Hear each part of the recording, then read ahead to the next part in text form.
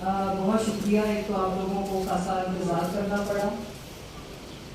دیکھیے میں اور جمشید چیمہ صاحب سیاست میں صرف اس لیے آئے تھے کہ ہمیں کسی چیز کی کمی تو نہیں تھی. اللہ کا شکر ہے شعور بھی تھا, عقل, اللہ تعالیٰ نے فائنینشلی بھی کرم نوازی کی ہوئی تھی کہ جو اللہ کی بلیسنگز ہیں ہم اپنی جو ہمارے اندر کوئی ہے ملک کو سرو کرنے کی صلاحیت ہم پاکستان کے لیے کچھ کر سکیں.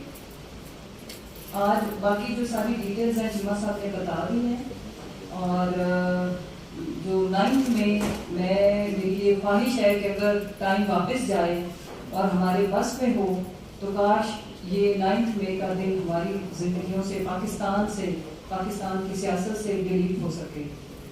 بڑا افسوسناک سانحہ تو تھا, لیکن ظاہر ہے یہ کسی ایک پولیٹیکل پارٹی کے وہم و گمان میں بھی شاید نہ ہو, ہمارے وہم و گمان میں بھی نہیں تھا کہ یہ سب کچھ ہوگا. چیمہ صاحب نے ڈیٹیل میں بات کی ہے, مختصر بات کرتے ہوئے, کیونکہ میرا بڑا بیٹا 11 سال اس کی ایج ہے, وہ کینسر سروائیور ہے, اور میں اپنی پوری لائف میں اس سے اتنا عرصہ الگ نہیں رہی.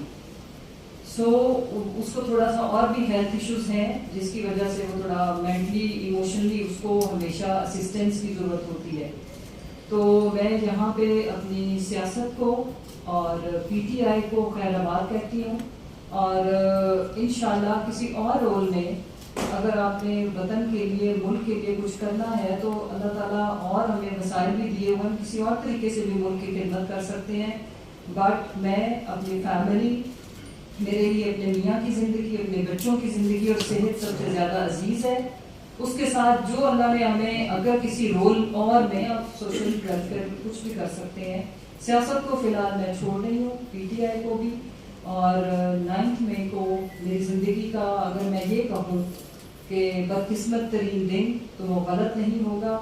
میں نے اور جمشید چیمہ صاحب نے پہلے بھی ویسے فوج کے بارے میں ہم نے کبھی غلط بات نہیں کی.